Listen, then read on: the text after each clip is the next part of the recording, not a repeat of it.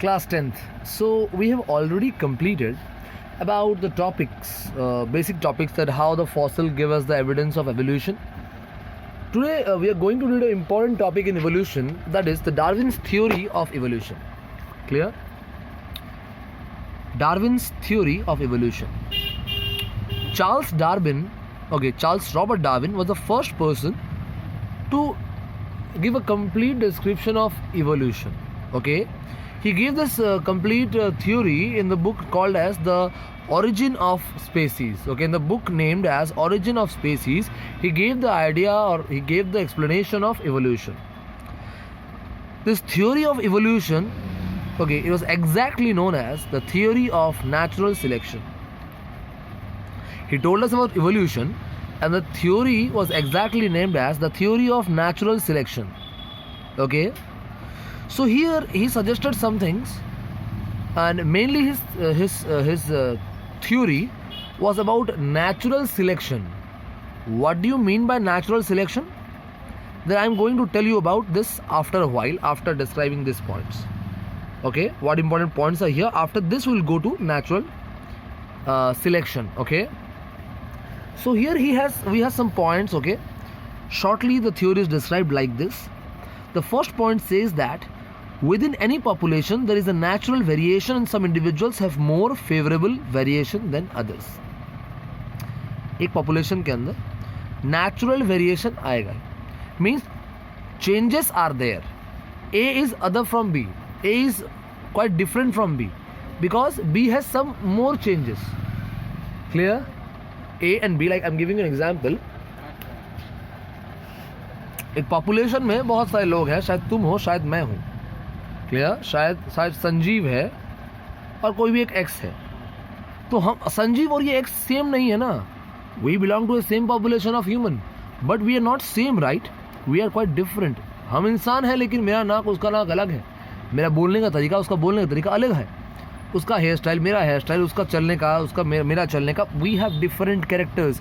So this change in character is variation, and yes this natural. हमने नहीं किया, ये अपने आप हुआ है. It is natural. Okay, and some people have more favourable variation than others. Means suppose ये इंसान सिर्फ 40 डिग्री तक का टेम्परेचर सह सकता है, हाँ, या फिर चलो मैं उसको ठंडा कर देता हूँ, ये सिर्फ 5 डिग्री तक का टेम्परेचर सह सकता है, इससे कम हो जाएगा तो नहीं सह पाएगा. लेकिन संजीव इज सुपर हीरो, ये 1 डिग्री तक का टेम्परेचर सह सकता है. तो हम दोनों में वेरिएशंस तो आया, लेकिन किसका ज़्यादा अच्छा वेरिएशन है? मेरा. मैं ज़्यादा ठंडी झेल सकता हूँ, तुम देखो. So my variation is quite better, quite favourable than this one. ये भी अच्छा है, ये भी कम नहीं है. 5 डिग्री सहना भी अच्छी बात है, लेकिन उससे फेवरेबल मेरा है. तुम देखो 1 डिग्री सह सकता हूँ मैं. Clear? So variations are natural and the variations are favorable in one person than the other. ऐसा हो सकता है. सेकेंड पॉइंट पे जाएंगे.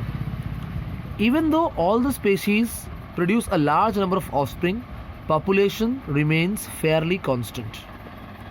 Population offspring produce करता है, reproduction करता रहता है, लेकिन population ज़्यादा बढ़ा नहीं, कुछ हद तक कांस्टेंट ही है. फेयरली कांस्टेंट, मैं नहीं बोल रहा कि रुका हुआ ही है, फेयरली कांस्टेंट. बर्थ हो रहा है, ठीक है, पॉपुलेशन बढ़ना चाहिए. पहले अगर 100 लोग थे और इस महीने और 10 लोग पैदा हुए, तो पॉपुलेशन बढ़ना चाहिए ना भैया. 110 होना चाहिए, नहीं हुआ, क्योंकि 100 लोग थे जो बूढ़े थे, इसमें कुछ 8-9 लोग वो तो मर गए. 9 लोग मर गए, पॉपुलेशन कितना हुआ? 101. पहले 100 था, अभी 101 है.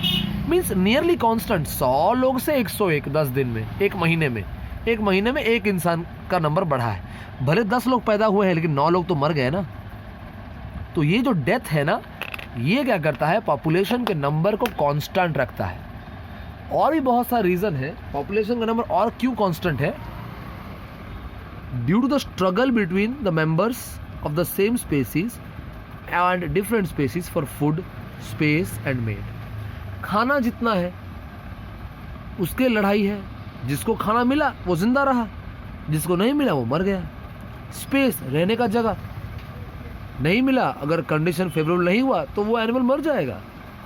जूनागढ़ में सोचो घर नहीं है, जगह नहीं रहने को, इंसान कहाँ रहेगा? रास्ते पे रहेगा, कोई गाड़ी ठोक के भाग जाएगा, वो तो मर जाएगा ना। क्लियर? समझ में आ रहा है? So due to this struggle, like suppose खाना लिमिटेड ही है और 2 लोग बचे हैं खाना खाने के लिए, तो ये खाना जो छीन पाया, जो खा पाया, वो जिंदा रहेगा। सपोज ये खा लिया, ये जिंदा रहा, ये मर जाएगा, है ना। स्पेस के लिए, खाने के लिए, मेटिंग मीन्स कपलिंग, अगर कॉपुलेशन नहीं होगा तो भी वो एग्जिस्ट कैसे करेगा? क्लियर? कॉपुलेशन होगा तो पॉपुलेशन बढ़ते रहेगा, कॉपुलेशन ही नहीं हुआ तो वो मर जाएगा ना, है कि नहीं? ओके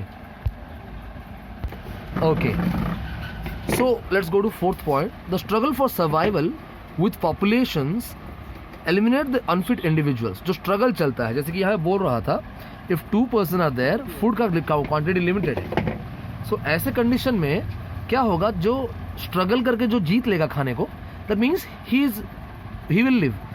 जिसको नहीं मिला वो तो unfit रहेगा। एक भूखा इंसान कब तक exist करेगा? 1 दिन, 2 दिन, 5 दिन, then he will die. Clear?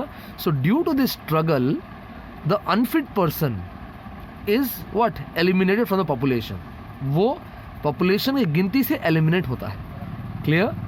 जो fit है, जिसके पास favorable conditions है, सिर्फ वही जिंदा रहेगा और आगे वो reproduce करके अपना type of, अपना character wise वो प्रोजेनी देगा। Clear? इसको हम थ्योरी को बोलेंगे, जो ये पॉइंट बोला, survival of the fittest, survival of the fittest. Clear? जो नेचुरल सिलेक्शन का बात कर रहा था, यही वो थ्योरी है। जोर जार मुलक्तार, ये उड़िया में तुमने कभी सुना होगा, मीन्स जिसका ताकत है, ओके, वही आगे बढ़ेगा।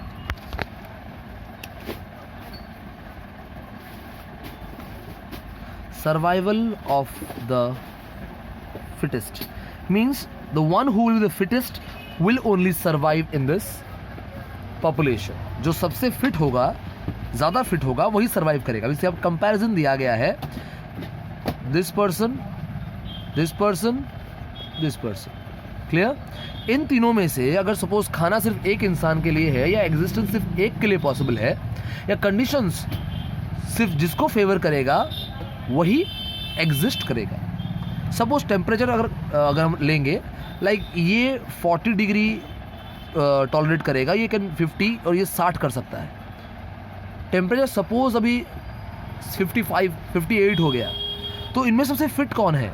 सर्वाइव कौन करेगा? सिर्फ ये दोनों तो एलिमिनेट हो जाएंगे ना, because he has some favourable conditions, he is fit for the environment. Clear?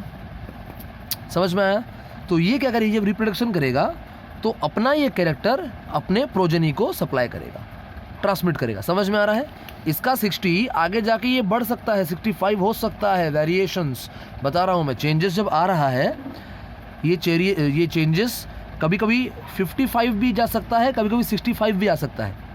Clear? इसलिए हर वक्त ध्यान देना कि इवोल्यूशन में जब कुछ वेरिएशन आएगा तो वेरिएशन हर वक्त पॉजिटिव नहीं होता, कभी कभी नेगेटिव भी हो जाता है, कभी कभी, इट्स रेयर, ऐसा बहुत कम हुआ है। तो ह्यूमन का इवोल्यूशन देखोगे तो ह्यूमन का ब्रेन जो है, ब्रेन और बॉडी स्ट्रक्चर, ये इवॉल्व होते गया है। आज जितने सुंदर लोग हैं हमारे पास, उतने सुंदर लोग शायद आज से 10,000 साल पहले नहीं थे। समझ में आ रहा है? या सुंदर लोगों का जो पॉपुलेशन का परसेंटेज था पहले वो बहुत कम था, आज बहुत ज़्यादा है। हर एक इंसान सुंदर दिखता है ना? तो body structure, brain structure, brain development हमारा डेवलप होते गया है। लेकिन एक चीज़ हमारा वेरिएशन आया है जो नेगेटिव रहा हमारे लिए, वो है हाइट। पहले के about approximately if you go, average height आज से कुछ 200 साल 500 साल पहले average height approximately 5 feet 11 inches का था, एवरेज सर्वे के हिसाब से। करंटली ये है 5'7".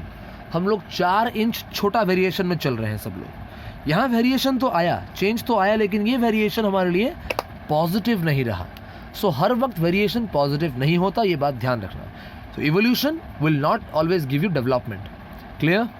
ओके, सो जो भी वेरिएशन आएगा और जो एग्जिस्ट करेगा, जो सर्वाइव करेगा, वो अपना क्या कैरेक्टर्स अपने फर्दर प्रोजेनी को ट्रांसफ़र करेगा, and then this variation will be accumulated again and again.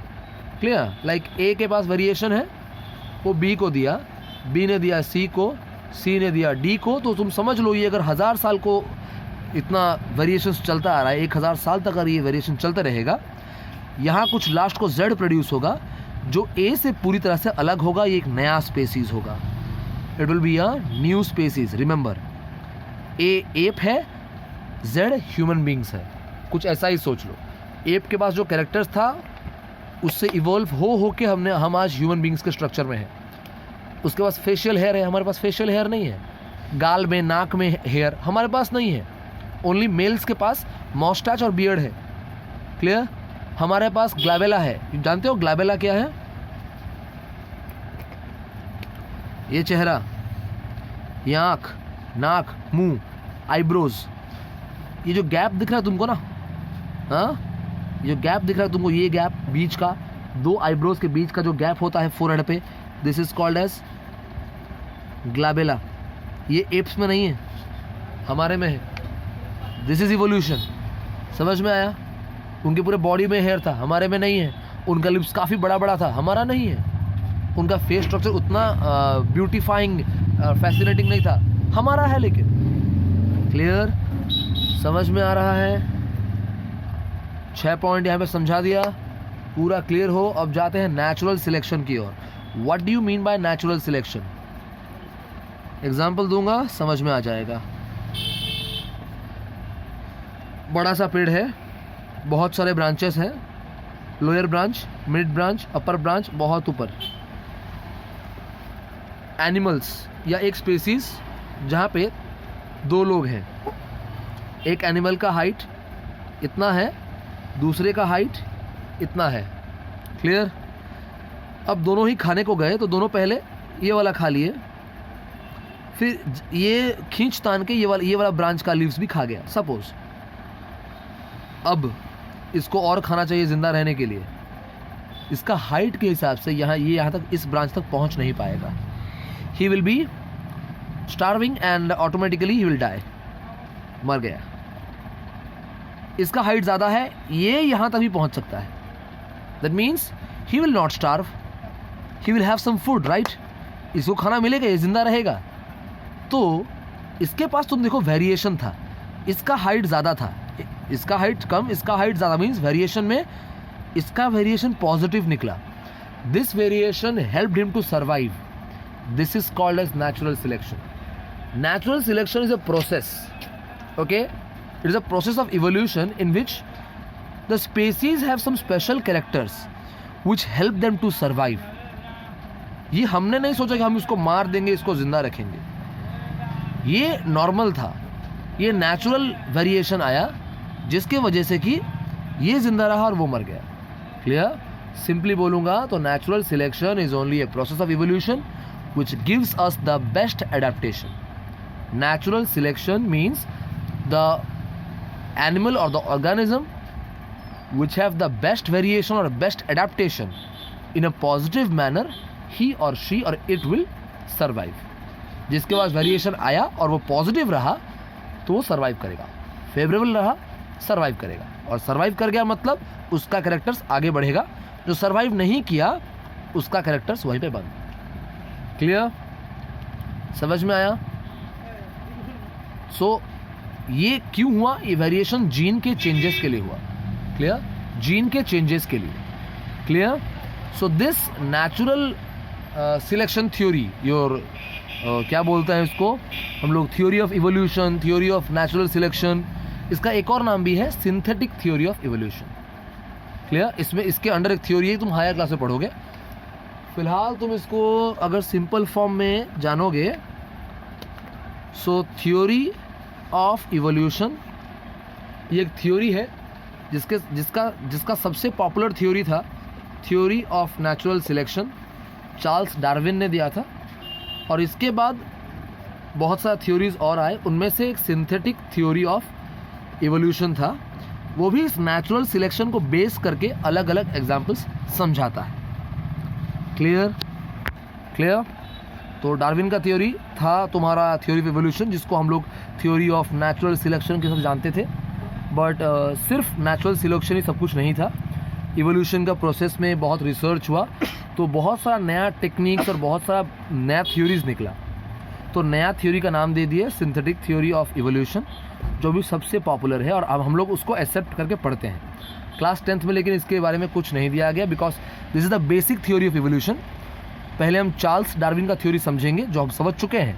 उसके बाद फर्दर हायर क्लास में सिंथेटिक थ्योरी ऑफ इवोल्यूशन पढ़ेंगे। लेकिन याद रहे, ये सिंथेटिक थ्योरी इन थ्योरी से अलग नहीं है। ये थ्योरी इसका बेस है। इसके बाद और रिसर्च में जो निकला है वो इस थ्योरी में इंक्लूड किया गया है। क्लियर? डन?